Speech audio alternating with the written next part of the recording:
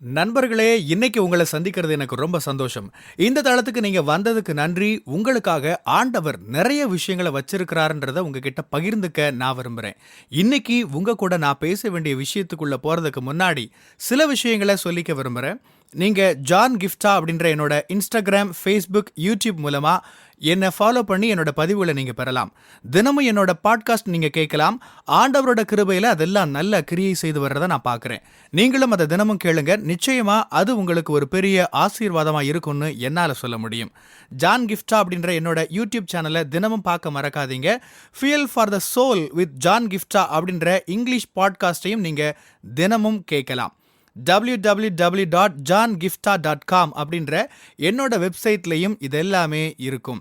மீண்டும் உங்களை சந்திக்கிறதுல மகிழ்ச்சி.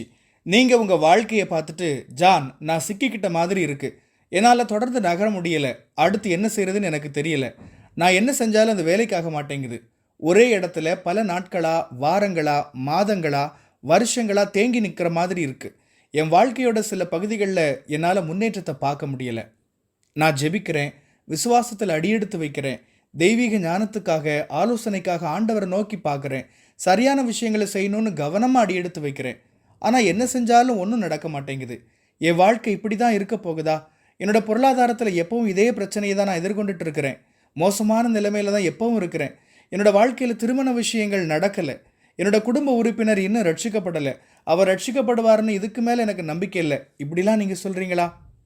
என் வாழ்க்கை இப்படியே தான் இருக்க போகுது, எனக்கு குழந்தை பிறக்காது, எனக்கு திருமணம் நடக்காது, என் வாழ்க்கையில் நன்மையான நாட்களை நான் பார்க்க போகிறதில்ல, இப்படிலாம் நினைக்கிறீங்களா?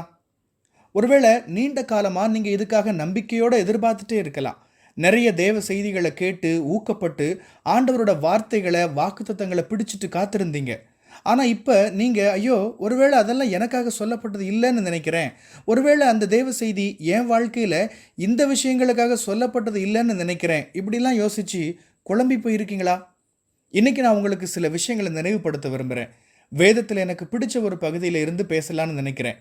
யோவான் 5ஆம் அதிகாரத்தில் அது இருக்குது. பெதஸ்தா அப்படின்ற ஒரு குளம் இருக்குது. நிறைய வியாதிக்காரங்க அங்கே காத்திருக்கிறாங்க. என்ன நடக்கும்னா, அந்த பெரிய பெதஸ்தா குளத்தை சுற்றிலும் நிறைய வியாதியஸ்தர்கள் உட்கார்ந்தும் படுத்தும் இருப்பாங்க. அப்பப்போ கர்த்தருடைய தூதன் அந்த குளத்து தண்ணியை கலக்குவான். அப்போ யார் முதல்ல அந்த குளத்தில் இறங்குறாங்களோ அவங்க சுகமாவாங்க. அது அந்த பெதஸ்தா குளத்தில் நடக்கிற ஒரு வழக்கம். வசனம் 5 பாருங்க. 38 வருஷம் வியாதி கொண்டிருந்த ஒரு மனுஷன் அங்கே இருந்தான். யோசிச்சு பாருங்க, கிட்டத்தட்ட 40 வருஷமா அந்த மனுஷன் நடக்க முடியாம அங்கே படுத்திருக்கான். அப்போஸ்தலருடைய நடவடிக்கைகளையும் பாருங்க. ஜெப ஆலயத்தில் அலங்கார வாசல் பக்கத்தில் நடக்க முடியாத ஒரு மனுஷன் இருக்கிறான். அவனும் 40 வருஷமா நடக்க முடியல.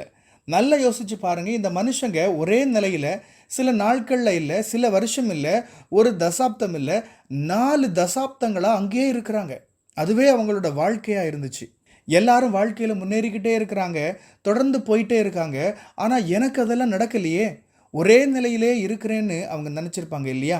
அப்போஸ்தலருடைய நடவடிக்கைகளில் அந்த மனுஷனோட வாழ்க்கையில் முதல் 40 வருஷங்கள் இப்படியே இருக்குது. ஒரு குழந்தையா வளரும்போது எப்படி இருந்திருக்கும்னு கற்பனை பண்ணி பாருங்க. மற்ற குழந்தைங்க பக்கத்திலேயே ஓடி ஆடி விளையாடி இருப்பாங்க.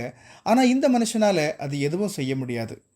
மற்ற இளைஞர்களுக்கு திருமணம் ஆகியிருக்கும், அதை இவன் பார்த்துருப்பான். ஆனால் இவனுக்கு அப்படி ஒன்றும் நடக்கவே இல்லை. சிக்கி போயிருக்கிறான். அவனால் தொடர்ந்து முன்னேற முடியல. என் வாழ்க்கையோட சூழல் இப்படி தான் இருக்க போகுதா அப்படின்னு யோசிச்சிருப்பான். இன்னைக்கு இப்படி நினச்சிட்டு இருக்கிற உங்களை உற்சாகப்படுத்துகிற வார்த்தைகளை தான் நீங்கள் கேட்க போகிறீங்க. ஜான், என் வாழ்க்கையில் எதுவும் மாறலை, எதுவுமே நகரலை, இதுதான் என் வாழ்க்கையில் நிலைமைன்னு நான் ஏற்றுக்கிட்டு தான் ஆகணும்னு நினைக்கிறேன் அப்படின்னுலாம் சொல்கிறீங்களா? நான் சொல்கிறேன், இப்படிப்பட்ட எண்ணங்களெல்லாம் இதோட நிறுத்திடுங்க. ஏன்னா ஆண்டவர் எப்போ உங்கள் வாழ்க்கையில் இடைபட போகிறாருன்னு உங்களுக்கு தெரியாது. எப்போ ஆண்டவர் விஷயங்களை தலைகீழாக மாற்ற போகிறாருன்னு உங்களுக்கு தெரியாது. இயேசு பெதஸ்தா குளத்தில் அடியெடுத்து வச்ச அந்த தருணத்தில் அந்த மனுஷன் தன்னோட அற்புதத்தை உடனடியாக பெற்றுக்கொண்டான். அவனால் நடக்க முடிஞ்சுது.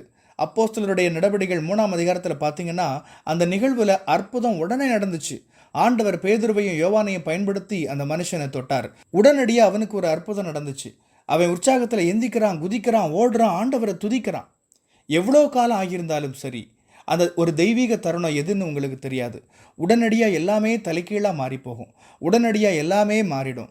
எல்லாமே முன்ன மாதிரி இல்லாமல் முழுசாக மாறிடும். நான் உங்களுக்கு ஏதோ வெற்று வாக்குறுதிகளை, போலியான உறுதிமொழிகளை இப்படி கொடுக்குறேன்னு நினைக்காதீங்க. என் வாழ்க்கையில் இதெல்லாம் நடந்தது, நடக்கும். நீங்களும் இந்த சந்தோஷத்தை அனுபவிக்கணும்னு தான் இது சொல்கிறேன். உண்மையாக சொல்கிறேன், கொஞ்சம் முன்னாடி ஆண்டவர்கிட்ட கதறிட்டு இருந்தேன். என்னோட யூடியூப் சேனலோட நிலைமையை ஆண்டவர்கிட்ட சொல்லிட்டு இருந்தேன். கடந்த 10 வருஷங்களாக நான் யூடியூப்பில் தொடர்ச்சியாக வீடியோக்கள் போட்டுட்டு இருக்கிறேன். கடந்த 14 வருஷங்களாக ஊழியத்தை நடத்திட்டு வர்றேன். யூடியூப்பில் தொடர்ந்து ஸ்டுடியோவில் எடுக்கப்பட்ட உயர்தரமான வீடியோஸ், ரெக்கார்டிங்ஸ், கொலாபரேஷன்ஸ் எல்லாம் செஞ்சுட்டு வர்றேன். 10 வருஷம், ஒரு தசாப்தம். நிறைய மக்கள் 1 வருஷம் 2 வருஷத்துலலாம் விட்டுட்டு போயிடுறாங்க. ஆனால் நான் 10 வருஷமாக இடைவிடாமல் இதை செஞ்சுட்டு வர்றேன். ஆண்டவர்கிட்ட அழுதேன். 10 வருஷமாக நான் இதை செஞ்சுட்டு இருக்கேன், ஆனால் நான் எதிர்பார்க்கிற விளைவை இதில் நான் பார்க்கலையே. ஆண்டவரே, என்ன நடக்குது? இதை பற்றி கவலையோடு ஜெபிச்சிட்டு இருந்தேன். அப்போ தான் ஒரு எண்ணம் வந்துச்சு. நீண்ட காலமாக எதுவுமே நடக்கலை அப்படின்றதுக்காக எதுவும் வேலைக்காக போகிறதில்லைன்னு அர்த்தம் இல்லை. எப்படி அந்த தெய்வீக தருணம் வரும்னு நமக்கு தெரியாது. ஒரு வீடியோ திடீர்னு வைரல் ஆகிடலாம். ஒரு வீடியோ சரியான நபர்களை போய் சேர்ந்து பெரிய தாக்கத்தை ஏற்படுத்த முடியும், ஆசீர்வாதத்தை உண்டாக்க முடியும். உங்களால் கற்பனை செய்ய முடியாத அளவுக்கான விஷயங்களை அது செஞ்சிட முடியும். நடக்க வேண்டியது ஆண்டவரோட ஒரே ஒரு தொடுதல் தான். எல்லாம் தலைகீழாக மாற ஒரே ஒரு தெய்வீக தருணம் போதும். அது ஒரு டாமினோ எஃபெக்ட் மாதிரி. ஒரு வீடியோ சிறப்பாக வேலை செஞ்சு அது மூலமாக மற்ற வீடியோக்களும் ஏராளமான பேருக்கு ஆசீர்வாதமாக அமைஞ்சிட முடியும். ஆண்டவர் உலகளவில் பலரை அதன் மூலமாக ஆசீர்வதிக்க முடியும். நான் அதுவரை போட்ட எல்லா முயற்சிகளும், செலவழித்த எல்லா பணமும், இத்தனை வருஷங்களாக நான் போட்ட எல்லா உழைப்புக்கான பலனும் கிடைக்க ஒரே ஒரு தெய்வீக தருணம் போதும். கடந்த 14 வருஷங்களாக ஊழியத்தில், 10 வருஷங்களாக இந்த வீடியோக்களில் நான் போட்ட உழைப்பு, குறிப்பாக செலவழித்த பணத்தை கணக்கு பண்ணால் எனக்காக நான் செலவழித்ததை காட்டிலும் அது அதிகமாக இருக்கும். என்னால் சொல்ல முடியும், கடவுள் நம்பத்தக்கவர். அந்த நம்பிக்கை எனக்கு இருக்குது. அதே நம்பிக்கை உங்களுக்கும் இருக்கட்டும். நீங்கள் விளைவை பார்க்கலனாலும் கூட, நீங்கள் தடுமாறி சிக்கி நிற்கிறது போல இருந்தாலும், மற்றவங்கள்லாம் முன்னேறி போயிட்டு இருக்கும்போது நீங்கள் ஒரே இடத்துல நிற்கிறது போல இருந்தாலும், நான் நம்புறது போல நீங்களும் ஆண்டவரை நம்புங்க. சரியான நேரத்தில் நான் யூடியூப் சேனலுக்காக போட்ட என்னோட முயற்சிகள் ஆண்டவர் ஆசீர்வதிப்பார். அதே விதமாக ஆண்டவர் நீங்கள் போட்டிருக்கிற உங்களோட முயற்சிகளையும் கனப்படுத்துவார். நீங்கள் ஒருவேளை பொருளாதாரத்தில் ஒரு அற்புதத்துக்காக ஜெபிச்சுட்டு இருக்கிறீங்களா? இயேசுவின் நாமத்தில் உங்களுக்கு நான் அந்த ஆசீர்வாதத்தை சொல்கிறேன். உங்களுக்கான தெய்வீக தருணம் உண்டாயிருக்கட்டும்.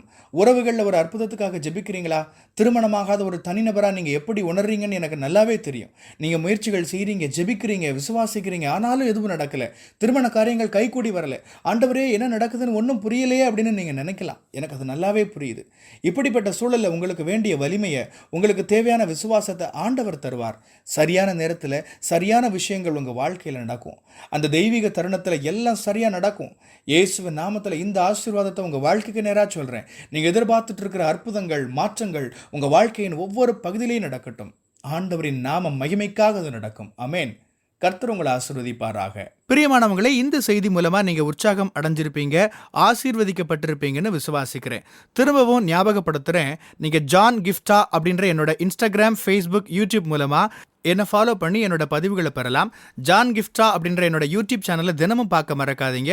Fuel for the soul with John கிஃப்டா அப்படின்ற இங்கிலீஷ் பாட்காஸ்ட்டையும் நீங்கள் தினமும் கேட்கலாம். பாட்காஸ்ட் எபிசோடுக்கு நீங்கள் உங்களோட ரேட்டிங், ரிவ்யூ கொடுத்து ஷேர் பண்ண மறக்காதீங்க. www.johngiftha.com அப்படின்ற என்னோட வெப்சைட்லையும் இது எல்லாமே இருக்கும். இந்த ஊழியத்தால் நீங்கள் ஆசீர்வதிக்கப்பட்டிருந்து மற்றவங்களுக்கும் இதே ஆசீர்வாதம் சேரணும்னு விரும்பினா, நீங்களும் எங்க கூட சேர்ந்து ஆண்டவரோட ராஜ்யத்தை கட்டுற இந்த பணியை உங்களோட நிதி ஆதரவு மூலமாகவும் தாங்கலாம். கூகுள் பே அல்லது நெட் பேங்கிங் அல்லது பேபால் மூலமா நீங்க ஆதரவு தரலாம். எல்லா விவரங்களையும் டிஸ்கிரிப்ஷன்ல நீங்க பார்க்கலாம். ஆண்டவர் உங்களை ஆசீர்வதிப்பாராக.